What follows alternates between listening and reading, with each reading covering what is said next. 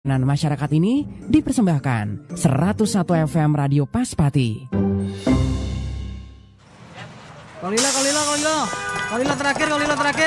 Kolila terakhir jam 5 sore. Ya Mas, kosong. Kosong piye? Ngadeg kabeh ngene kok. Aduh. Sopo iki? Nyuwun sewu, Pak. Sampean napa polisi nggih? Kok gagah? Rambutnya cepak meneh. Bukan. Nopo angkatan laut? Bukan. Jangan-jangan tentara? Bukan. Nopo angkatan udara? Bukan juga. Satpam? Bukan juga. Ada apa ya Mas? Sikile sampean ngidak sikil kula. Aduh, jangan ngawur tenan kok.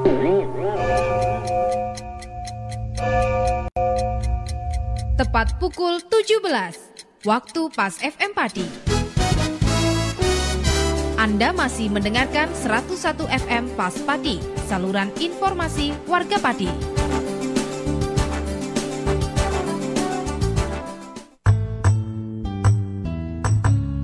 Saluran informasi warga Pati. Disiarkan dari Geraha Adisuara, Jalan Raya Pati Kudus, kilometer 3. Inilah 101 FM. Radio Pas Kota Pati.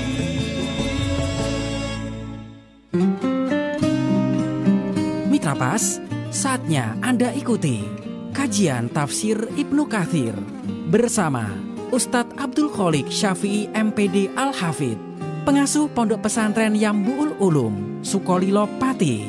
Selamat mengikuti. Assalamualaikum warahmatullahi wabarakatuh. Makin pasti Pas FM pasti. Bismillahirrahmanirrahim. Mitra Pas FM yang dirahmati Allah, pertama-tama segala puja dan pujian yang milik Allah Subhanahu wa Ta'ala, dan bersyukur karena dalam kesempatan sore kali ini kita masih diberikan nikmat hidayah, masih diberikan kesehatan sehingga kita bisa bersua kembali lewat kajian udara, kajian kitab tafsir Ibnu Katsir. Tak lupa juga salawat ma'asalam kepada junjungan kita Nabi Allah Muhammad Sallallahu Alaihi Wasallam yang kita nantikan syafaatnya di hari kiamat nanti. Baik Mitra Pas FM yang dirahmati Allah, senang rasanya sore kali ini saya Arif Fanili bisa kembali hadir untuk Anda dalam program kesayangan kita, kajian kitab tafsir Ibnu Katsir Mitra Pas. Tentunya nanti kami persilakan Anda bisa bergabung bersama melalui SMS ataupun juga WhatsApp di 085277999101, dan untuk line telepon bisa Anda manfaatkan lewat 0295385877. Sore kali ini kami juga live menggunakan audio visual, jadi silakan Anda bisa bergabung di fanpage kami Radio Pas FM Pati 2. Linknya bisa Anda share ke iwan Anda, dan nanti ketika acaranya selesai juga bisa Anda putar ulang kalau Anda ingin mendengarkan atau suatu saat Anda akan ingin mengkajinya kembali. Dan Mitra Pas, kitab tafsir Ibnu Katsir ini merupakan salah satu kitab tafsir Al-Quran yang dijadikan rujukan para ulama terkemuka dalam bidang tafsir. Karya monumental dari Al-Hafidh Ibnu Katsir yang tentunya sangat familiar di kalangan umat Islam. Tentunya kita sebagai umat Islam harus mempelajari panduan atau kitab suci kita sendiri. Dan sore kali ini kita sudah sampai pada satu bahasan, yaitu surat An-Nur ayat 32. Dan sudah hadir di studio 1 Radio Pas FM Pati narasumber kita untuk memberikan pencerahan. Beliau adalah Al-Ustadz Abdul Kholik Syafi'i MPD Al-Hafidh, pengasuh Pondok Pesantren Yambu'ul Ulum, Sukolilo Pati. Assalamualaikum warahmatullahi wabarakatuh, Ustaz. Waalaikumsalam warahmatullahi wabarakatuh. Monggo, Ustaz. Assalamualaikum warahmatullahi wabarakatuh. Alhamdulillahilladzi hadana lihada wa ma kunna linahtadiya laula an hadana Allah. Asyhadu an la ilaha illallah wahdahu la syarika lah, wa asyhadu anna Muhammadan abduhu wa rasuluh. Allahumma fasalli wa sallim wa barik ala sayyidina wa maulana Muhammadin wa ala alihi wa sahbihi ajma'in. Subhanaka la ilma lana illa ma 'allamtana innaka antal alimul hakim. Wa tub alaina ya maulana innaka antat tawwabur rahim. Rabbi shrah li sadri wa yassir li amri wahlul 'uqdatam min lisani yafqahu qawli. Amin. Amma ba'd.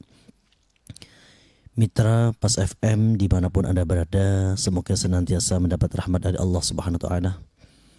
Dan kepada sahabat saya Mas Ari yang selalu setia menemani kajian Tafsir Ibnu Katsir yang saya hormati, dan juga kita berharap berdoa kepada Allah, semoga apa yang telah kita lakukan dalam rangka li'ila'i kalimatillah, dalam rangka nasyrul ilmi, Allah memberikan ridhonya dan menganugerahkan keberkahannya kepada kita semua.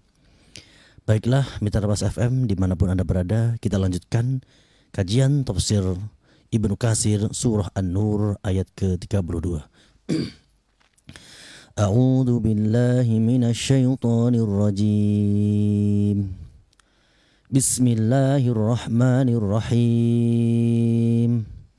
Wa ankihul ayama minkum was-salihin min ibadikum wa imaikum iyakunu fuqara yughnihimullahu min fadlihi wallahu wasi'un 'alim. وَلْيَسْتَعْفِفِ الَّذِينَ لَا يَجِدُونَ نِكَاحًا حَتَّى يُغْنِيَهُمُ اللَّهُ مِنْ فَضْلِهِ وَالَّذِينَ يَبْتَغُونَ الْكِتَابَ مِمَّا مَلَكَتْ أَيْمَانُكُمْ فَكَاتِبُوهُمْ إِنْ عَلِمْتُمْ فِيهِمْ خَيْرًا وَآتُوهُمْ مِمَّا لِلَّهِ الَّذِي آتَاكُمْ ولا تكرهوا فتياتكم على البغاء إن أردنا تحصنا لتبتغوا عرض الحياة الدنيا ومن يكرهن فإن الله من بعد إكراههن غفور رحيم ولقد أنزلنا إليكم آيات مبينات ومثلا من الذين خلوا من قبلكم وموعظة للمتقين. Bismillahirrahmanirrahim. Wa angkihulan becek nikahaken sira kabeh al ayyama ing pira-pira wong kang legan utawa wong kang jomblo sendirian, mingkum saking sira kabeh wasolihin lan pira-pira wong kang soleh min ibadikum saking kawula sira kabeh wa imaikum lan budak-budak wadon sira kabeh. Iyaku mongko lamun ana sapa wong iku kabeh ana iku fuqara wong kang fakir yughnim mongko bakal nyugihaken ing wong iku kabeh sapa Allah Gusti Allah min fadlihi saking sifat keutamaan Allah. Wallahu utawi Allah iku wasi'un dat kang luas, alimun tur dat kang nguteneni. Istamalat hadhihi al-ayah al-karimah al-mabniyah ala jumlah min al-ahkam al-muhkamah. Ayat ini mengandung beberapa hukum-hukum yang jelas, hukum-hukum yang pasti, yaitu hukum tentang pernikahan. Ini adalah motivasi, hada amrun bitazwij. Ini adalah perintah untuk menikah. Wa qad dhahaba ta'ifatu minal ulama ila wujubihi ala kulli man qadara alaihi. Sebagian ulama berpendapat bahwa bagi seseorang yang telah mampu mempunyai mahar, mempunyai biaya nikah, wajib untuk nikah. Wahtaju bi dhahiri qaulihil ayami minkum. Para ulama yang berpendapat seperti ini mengambil hujjah dengan zahirnya ayat ini, yaitu perintah wa angkihul ayyama minkum ila akhirih. Dan juga diperkuat dengan sabda Nabi, ya ma'syaras sabab man istata'a minkum alba'ata falyatazawwaj fa innahu aghaddu lil basar wa ahsanu lil farj. Wahai pemuda, barang siapa yang di antara kalian sudah mempunyai biaya untuk nafkah, biaya untuk mahar nikah, falyatazawwaj, menikahlah. Karena apa? Fa innahu aghaddu lil basar. Yang demikian ini, pernikahan ini bisa lebih menjaga pandangan. Orang yang menjaga pandangan matanya akan lebih terjaga hatinya, sehingga terhindar dari perkara-perkara yang maksiat sekitar pandangan mata, hati, dan farji. Wa man lam yastati fa alaihi bisawm fa innahu lahu wija. Barang siapa yang belum mampu untuk biaya nikah, ya maka cara melindungi dirinya dari syahwat yaitu dengan berpuasa, karena puasa adalah sebuah perisai diri. Akhrajahu fil sahihain. Hadis ini masyhur dalam kitab Sahih Bukhari dan kitab Sahih Muslim. Kemudian diperkuat lagi ya, motivasi-motivasi tentang pernikahan, tazawwaju al-waluda, tanasalu fa inni mubahin bikumul umama yaumal qiyamah. Nabi menganjurkan untuk menikahkan anak-anak dari kita. Bahkan Nabi memerintahkan tanakahu tanasalu, menikahlah dan beranak pinak, beranak yang banyak, karena Nabi ini akan membanggakan jumlah kuantitas dari keturunan umat Muhammad sallallahu alaihi wasallam. Bahkan hatta bisakti, sehingga bayi-bayi yang keguguran, yang meninggal dunia sebelum dilahirkan, ini juga terhitung sebagai umat Muhammad. Maka diriwayatkan dalam beberapa hadis, nanti di yaumul qiyamah itu Nabi yang paling sedih diantaranya itu Nabi Isa alaihissalam. Alasannya karena umatnya cuma sedikit. Meskipun secara kuantitas ya, secara jumlah pengikut Isa itu banyak, tapi ternyata nanti di akhirat di yaumul mahsyar tidak bisa satu barisan dengan Nabi Isa karena ada kekeliruan pemahaman. Nabi Isa memerintahkan umatnya menyembah hanya kepada Allah, dan celakanya umat Nabi Isa justru malah menuhankan Isa. Na'udzubillah min dzalik. Maka kita bangga dan bersyukur kepada Allah dijadikan bagian umat Nabi Muhammad yang akidah kita, keyakinan kita dijaga oleh redaksi bacaan sholawat. Bagaimana itu? Allahumma salli ala Sayyidina Muhammad. Ya Allah, berikanlah tambahan rahmatmu kepada Nabi kita Muhammad. Dengan redaksi sholawat ini berarti kita telah memposisikan Allah sebagai zat yang maha superpower, zat yang memberi rahmat. Dan kita memposisikan Nabi Muhammad, sehebat apapun Nabi Muhammad, posisinya tetap adalah sebagai abduhu wa rasuluh, hambanya Allah dan utusannya Allah. Maka berkah bacaan sholawat ini tidak ada satupun umat Nabi Muhammad yang kemudian mengangkat, memposisikan Nabi Muhammad sebagai Tuhan. Maka kebanggaan bagi Nabi Muhammad adalah nanti di mahsyar dibariskan umatnya secara jumlah banyak. Sedangkan Nabi Isa, meskipun di dunia banyak yang mengatakan pengikut Isa, tapi di sana tidak bisa berbaris satu barisan dengan Nabi Isa karena fatal. Mereka tidak mengakui atau mereka justru menuhankan Nabi Isa. Sedangkan Nabi Isa memerintahkan mereka menuhankan hanya kepada Allah Subhanahu wa taala. Ini tentang hikmah pernikahan. Tanakahu tanasalu. Iyakunu fuqara ayughnihimullahu min fadlih. Salah satu hikmah nikah apabila di saat kita jomblo, di saat kita sendiri, kita mungkin fakir, kita tidak mempunyai rezeki, tapi ketika kita menikah, justru Allah memberikan janjinya akan dicukupi oleh Allah. Sebagaimana sabda Rasulullah diperkuat dengan sabda baginda Rasul, salah satun hakun alallahi aunuhum. Ada 3 golongan yang mendapat hak yang Allah berhak untuk menolong mereka. Siapa itu? An-nikahu yuridu al-afaf. Orang yang menikah dengan tujuan menjaga kehormatan. Wal mukatabu yuridu al-adha. Budak-budak mukatab yang ingin terbebas dari perbudakan. Dan yang ketiga, wal ghazi fi sabilillah. Orang yang berperang di jalan Allah. Meskipun secara teori sosial ketika belum mempunyai pekerjaan yang mapan kemudian ragu untuk menikah, ini sebenarnya masalah di dalam hakikat. Karena kita dididik sejak kecil mempunyai hakikat bahwa Allah lah yang memberikan rezeki. Janji Allah, menikahlah maka Allah akan mencukupi. Ini sebenarnya sah-sah saja dari kajian-kajian teoritis psikologi, itu sah-sah saja. Mungkin ketika belum menikah dia itu masih santai-santai, hidupnya tanpa beban. Setelah ia menikah kemudian berkeluarga, ada motivasi tersendiri, dorongan psikologi tersendiri untuk ia bekerja lebih keras. Mungkin ketika masih jomblo malas bekerja, ketika sudah menikah keadaan akan memaksanya untuk bekerja, dan di saat itulah Allah akan memberikan jalan rezeki baginya. Tentu sebenarnya tidak ada yang sulit bagi Allah, dan sebenarnya tidak ada yang kontradiktif ya. Allah berjanji jika fakir akan diberikan kekayaan. Tentu penjelasannya seperti itu. Wal yasta'fifil ladzina la yajiduna nikahan hatta yughniyahumullahu min fadlih. Hada amrun minallahi ta'ala liman la yajidu tazwijan bita'fif anil haram. Ini ayat ini adalah perintah dari Allah bagi orang yang tidak menemukan atau belum mempunyai biaya pernikahan. Maka apa? Menjaga kehormatannya dari perkara-perkara yang haram. Tadi sudah di awal, wa man lam yastati' fa 'alaihi bisawm fa innahu lahu wija. Pemuda atau pemudi yang sudah ada hasrat menikah tapi Allah belum memberikan jalan baginya, jaga kehormatan.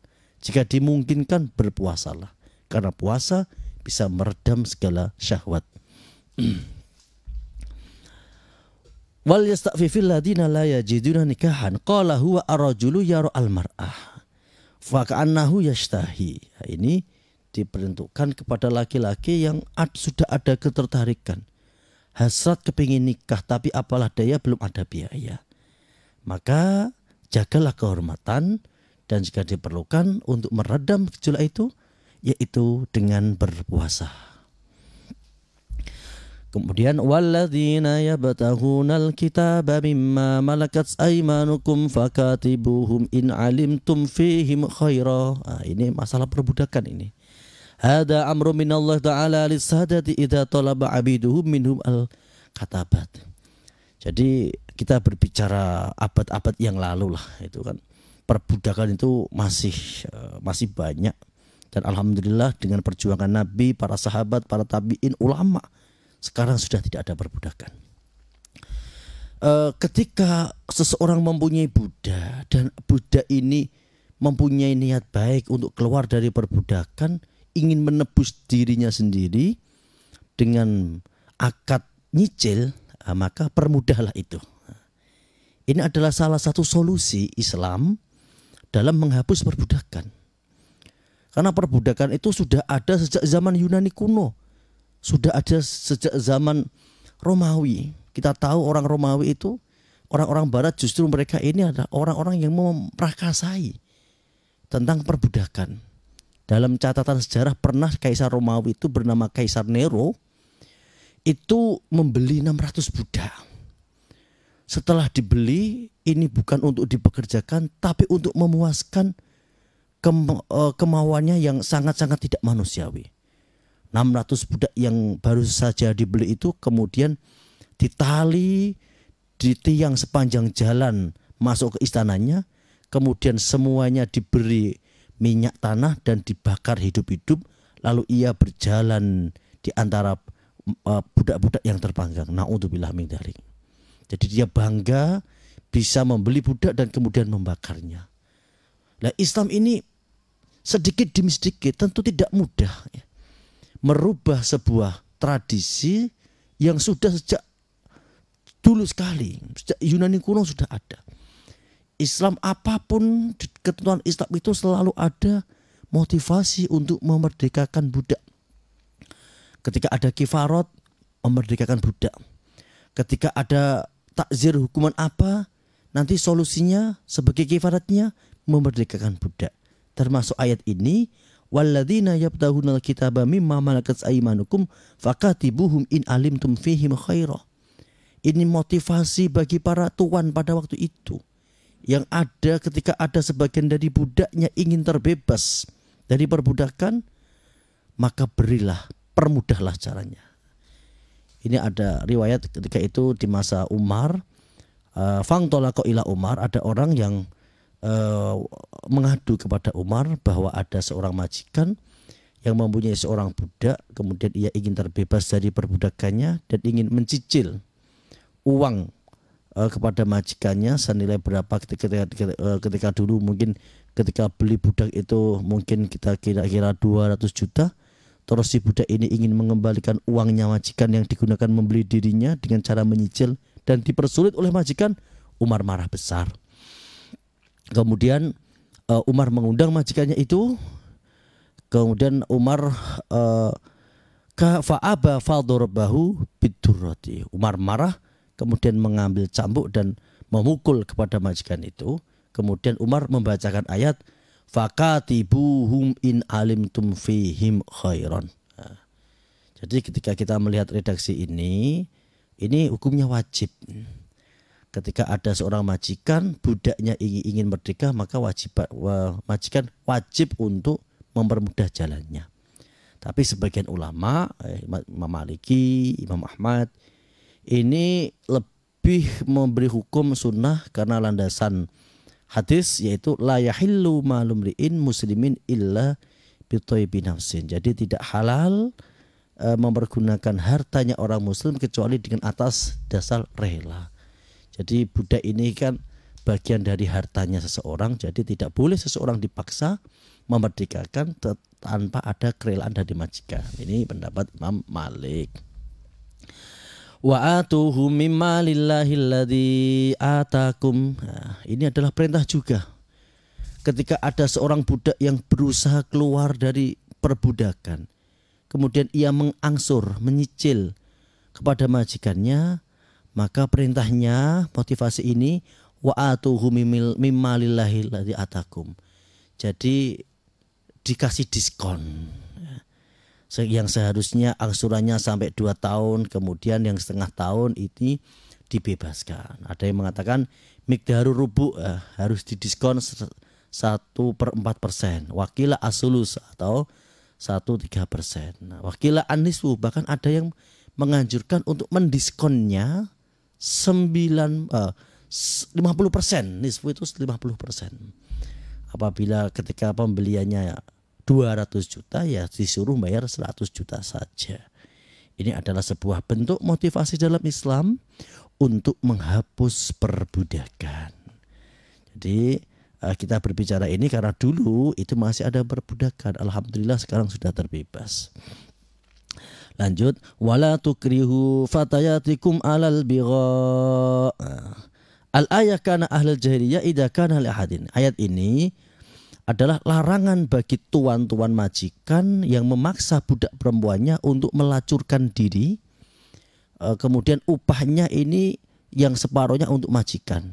Dan kemudian ketika budak ini mempunyai anak-anaknya ini kan juga menjadi haknya majikan. Artinya ya menjadi budaknya majikan. Nah, ini asbabun nuzulnya itu adalah kelakuan seorang pimpinan tokoh kaum munafik, Abdullah bin Ubay bin Salul. Dia mempunyai 4 budak perempuan. Nah, ini disebutkan di dalam tafsir Al-Munir, ya, karyanya Imam Nawawi. 4 perempuan itu namanya adalah Mu'azzah, Masikah, Umaymah, dan Amroh.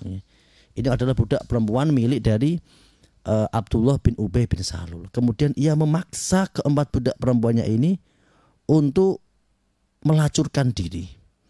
Dipaksa untuk melayani hasrat orang-orang, dan kemudian hasil dari pembayarannya itu sebagiannya itu untuk Abdullah bin Ubay bin Salul, ya semacam mucikari lah kalau sekarang itu. Dan ketika nanti mempunyai anak, ini juga keuntungan bagi majikan. Karena anak dari seorang budak itu juga berstatus budak milik dari majikan. Nah, Islam mengecam seperti ini,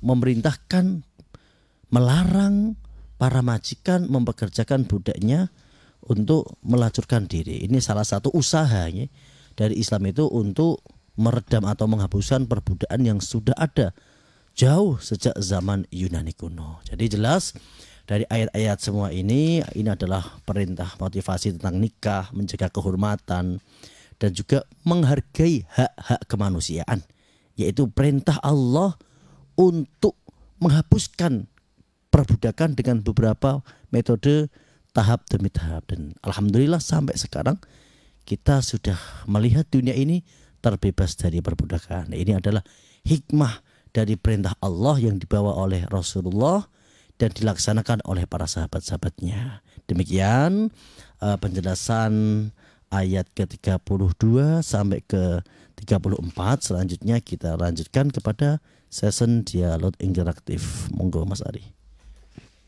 Baik, untuk Anda Mitra Pas yang sore kali ini ingin bergabung, Anda juga bisa komentar di fanspage kami Radio Pas FM Pati, karena kami juga live menggunakan audio visual. Tetap stay tune di 101 FM Radio Pas Pati, saluran informasi warga Pati. Kemudian untuk line telepon juga bisa Anda manfaatkan lewat 0295 3858877. Yang sudah bergabung, Assalamualaikum warahmatullahi wabarakatuh Ustadz. Waalaikumsalam warahmatullahi wabarakatuh. Ini tentang syariat apa yang dipakai ijab kabul saat Rasulullah dengan Siti Khadijah. Ini kalau orang Jawa memang Siti Khadijah biasanya. Apakah seperti saat orang Muslim sekarang ini? Karena pada waktu itu kan ikut zaman jahiliyah karena masa peralihan sebelum Islam datang juga, karena Nabi belum diangkat juga. Ini mohon pencerahannya Ustadz, monggo. Nur Nabi Muhammad itu dititipkan Allah kepada Nabi Adam terus turun-temurun, dan Allah menjaga melalui tulang sulbi dan melalui rahim-rahim yang suci. Tidak pernah pun melewati dalam perzinaan. Ini diabadikan oleh seorang ulama dari Kurdistan, yaitu Syekh Ja'far bin Hasan Al-Barzanji. Dalam kasidah-kasidahnya dalam kitab Al-Barzanji itu kan Hafidul ilahu karomatan li Muhammadin aba'ahul amjada saunal ismihi, dan seterusnya itu. Jadi ketika semua keturunan-keturunan orang Quraisy, mereka itu menjaga betul tentang pernikahan. Jadi meskipun orang Quraisy itu jahiliyah, tapi dia pantangan untuk sifah. Jadi orang Quraisy itu meskipun sebelum datang ajaran Nabi Muhammad, mereka itu sangat menghargai pernikahan. Kita dapat membacanya dalam sirah-sirah Ar-Rahiqul Maktum, atau kitab yang biasa dikaji di pesantren itu Khulasan Nurul Yakin. Jadi salah satu keistimewaan orang Quraisy yang dijaga sejak turun-temurun, mereka itu tidak suka perzinaan. Maka syariat pernikahan yang diajarkan oleh orang Quraisy meskipun sebelum datang Nabi Muhammad itu ya syariatnya Nabi Ismail dari Nabi Ibrahim. Ya akad nikah, ya ada mahar, kemudian ijab kabul dan lain sebagainya. Jadi Nabi Muhammad menikah ini dengan menggunakan syariat dari Nabi Ismail. Bukan hanya Nabi Muhammad, terus ke atas. Muhammad bin Abdullah bin Abdul Muthalib bin Hasim bin Abdul Manaf bin Qusay bin Kilab bin Murrah bin Ka'ab bin Lu'ay bin Fihr. Fihr ini adalah Quraisy. Ini semuanya mereka ini menjaga diri dari sifah. Jadi salah satu kelebihan suku Quraisy itu dia menjaga nasab keturunannya. Demikian. Baik. Untuk Anda mitra Pas yang ingin bergabung kembali, bisa juga masuk di 0852271999 dan untuk line telepon bisa Anda manfaatkan lewat 0295385877. Yang sudah bergabung, Assalamualaikum warahmatullahi wabarakatuh Ustadz. Waalaikumsalam warahmatullahi wabarakatuh. Dari Mas Adi ini menanyakan, kita ini kan prihatin Ustadz, kita hidup di Indonesia dengan aturan juga sebagai warga negara yang baik, tetapi melihat kondisi saudara-saudara kita, seiman kita yang ada di Palestina yang sedang menderita seperti itu, grantes Ustadz.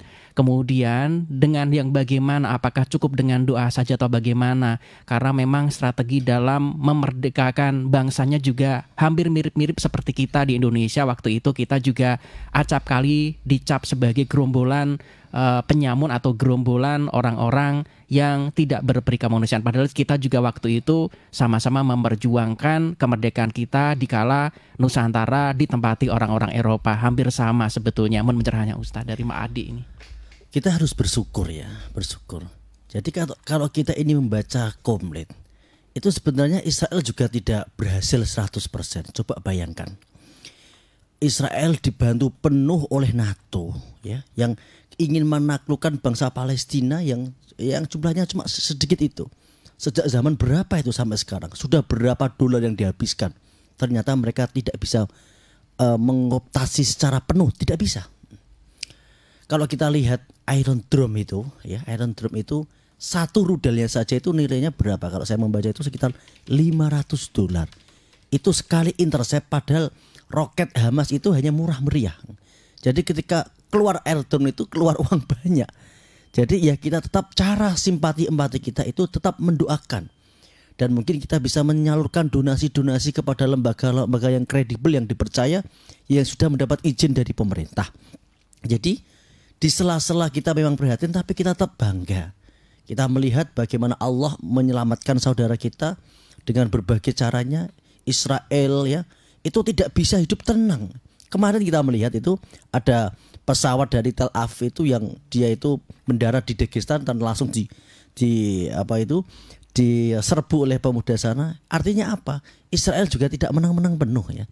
Jadi tidak ada kemenangan yang mutlak bagi Israel. Jadi kita ya tetap mendoakan, sedih, simpati, empati, memberikan donasi, tapi kita tetap yakin pertolongan Allah nyata dan Allah akan melindungi saudara-saudara kita di sana, insya Allah. Baik, sesaat lagi adzan maghrib akan berkumandang. Mitra, sebelum kita closing, mohon doanya, monggo Ustaz. Allahumma salli ala sayyidina Muhammadin wa ala alihi washabihi ajma'in. Alhamdulillahi rabbil alamin. Ya Allah, ya Rahmanir Rahim, kami mohon kepada-Mu ya Allah, jagalah kami, keluarga kami, santri-santri kami semua, andi tolong kami dari perbuatan sifah, dari perzinahan. Lindungi nasab kami, keturunan kami semuanya agar tidak terkontaminasi dengan perzinahan ya Allah. Rabbana dzalamna anfusana wa illam taghfir lana wa tarhamna lanakunanna minal khasirin. La ilaha illa anta subhanaka inni kuntu minadh dhalimin. Rabbana atina fid dunya hasanah wa fil akhirati hasanah wa qina adzabannar. Wa sallallahu ala sayyidina Muhammadin nabiyil ummi wa ala alihi wasallam. Subhana rabbika rabbil izzati amma yasifun wa salamun alal mursalin walhamdulillahi rabbil alamin. Demikian Mitra Pas FM yang dirahmati Allah, telah berakhir kajian kitab Tafsir Ibnu Katsir. Segala kekurangan dan kekhilafan mohon maaf. Kita berharap semoga Allah meridhai setiap perjuangan kita dan memberikan ilmu yang bermanfaat dan berkah. Akhirul kalam, wal afu minkum, wassalamualaikum warahmatullahi wabarakatuh. Waalaikumsalam warahmatullahi wabarakatuh. Mitra Pas, kajian kitab Tafsir Ibnu Katsir insya Allah selalu bisa Anda simak setiap hari Rabu dari pukul 17 hingga maghrib tiba. Terima kasih untuk Anda yang sudah bergabung. Mohon maaf apabila ada hal yang kurang berkenan, karena kesempurnaan mutlak hanyalah milik Allah Subhanahu wa Ta'ala. Kesalahan, kekurangan datangnya dari kami sebagai makhluk yang memang diciptakan serba kurang. Saya Arif Vanili beserta kerabat kerja Radio Pas FM Pati pamit. Informasi Pas FM pasti.